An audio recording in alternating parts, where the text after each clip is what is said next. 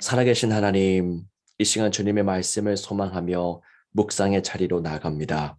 주님의 말씀만이 우리의 생명의 양식이고 우리의 길이 되어 주십니다. 주의 말씀이 우리 삶에 온전히 새겨져 언제나 진리의 말씀대로 살아가게 하시고 그 말씀을 전파하게 하옵소서. 성령께서 오시어 이 시간을 주관하여 주옵소서. 주 예수 그리스도의 이름으로 간절히 기도하옵나이다. 아멘. 오늘 우리에게 주신 하나님의 말씀은 사사기 9장 46절에서 57절의 말씀입니다. 아멘. 이번 한 주도 하나님 은혜가 가득한 복된 한 주가 되기를 축복합니다. 어제 추수감사 주일을 저희가 은혜롭게 잘 보냈고, 그리고 저희가 거의 2년 만에 세례식을 갖게 되었는데, 그 모든 은혜에 우리가 간직하고 또 앞으로 이런 많은 은혜를 주실 것을 소망하면서 나가기를 원합니다. 어제 예배를 준비했던 그 모든 손길들, 여전도회와 또 예배부, 또 모든 참여하신 분들께 감사드리고 또 삶에 또 회복의 은혜가 있기를 원하겠습니다. 지난주 본문의 말씀 속에서 우리는 기드온의 첩의 아들이었던 아비멜렉에 대해서 그 이야기들을 살펴봤었습니다. 그가 기드온의 아들 70명을 살해했고요. 그리고 세겜 족속이 아비멜렉을 왕으로 세웠던 것을 보면서 우리 마음에 참 안타까운 것이 좀 가득했었습니다. 왜냐하면 정의란 것이 온데간데 없었고요. 그리고 폭력과 거짓이 난무했던 시대였기 때문입니다. 그 아비멜렉이라고 하는 악랄한 자를 왜 왕으로 세웠는지 우리는 알 수 없었습니다. 악한 자들이 서로 연대했고요. 그리고 그들이 서로 힘을 모아 나라를 세우고 또한 아비멜렉을 왕으로 추대했습니다. 악한 아비멜렉과 그에 못지않은 세겜에 합작하기 시작했던 것입니다. 악의 연대가 그리 오래 가지 못했습니다. 그들 안에 있는 거짓과 탐욕이 서로를 찌르고 공격했기 때문입니다. 세겜이라고 하는 족속은 아비멜렉을 대항하기 시작했고요. 이에 대한 아비멜렉의 대응이 바로 오늘 본문의 말씀에 기록되어 있습니다. 그런데 얼마 가지 않아서 서로 찌르고 죽이는 관계가 되고 말았습니다. 한때 함께했던 그들이 결국 어디까지 가게 되는지 한번 보시기 바랍니다.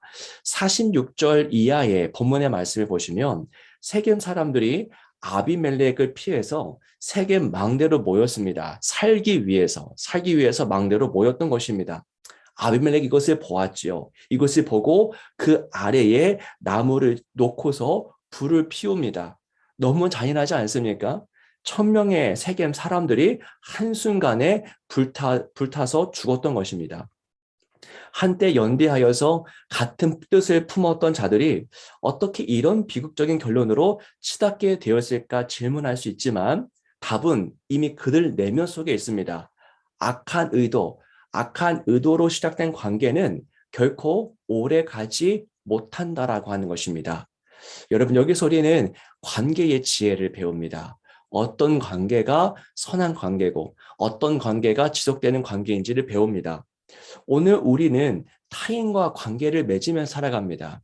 사람은 관계를 떠나서 살 수가 없죠. 모든 순간 누군가와 늘 관계를 맺으면서 살아갑니다. 그게 좋은 관계든 악한 관계든 모든 관계를 가지며 살아가죠.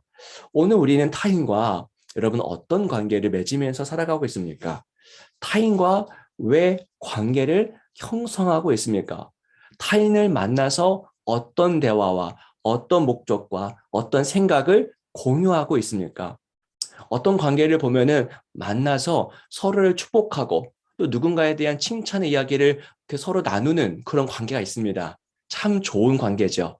하지만 어떤 관계를 보면은 만날 때마다 누군가를 험담하는 그런 관계들도 분명히 있습니다. 이런 관계는 결코 오래가지 못합니다. 여러분, 우리가 맺는 그 모든 관계를 가운데 아비멜렉과 세겜이 맺은 관계와 같은 것은 없는지 여러분 살펴봐야 합니다.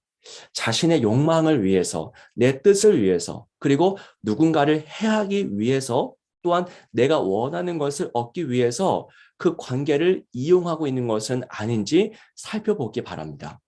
여러분, 예수님의 관계를 형성하는 것을 보시기 바랍니다. 예수님이 누군가를 만날 때, 손을 내밀어 줄 때 대화 나눌 때 그 모든 관계의 모습이 어떤 방식 위에 세워져 있는 것인지를 보시기 바랍니다.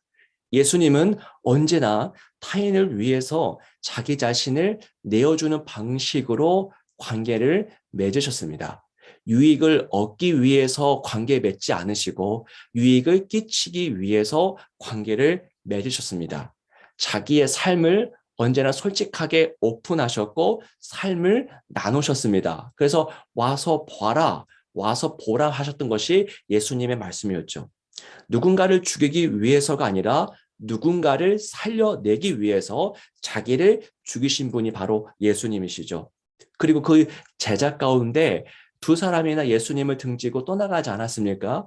하지만 누군가 자기의 등에 칼을 꽂고서 배신을 해도 예수님은 그저 안타까워하시며 눈물을 흘리십니다. 이게 바로 예수님의 관계를 맺으시는 방식이죠. 이 예수님의 관계 방식과 아비멜렉의 방식이 얼마나 차이가 큰지를 보시기 바랍니다. 예수님은 자기 유익이 아니라 타인의 유익을 위해서 늘 관계를 맺으셨습니다. 여러분, 교회라는 것은 무슨 공동체일까요? 관계를 맺는 공동체인데 어떤 관계입니까?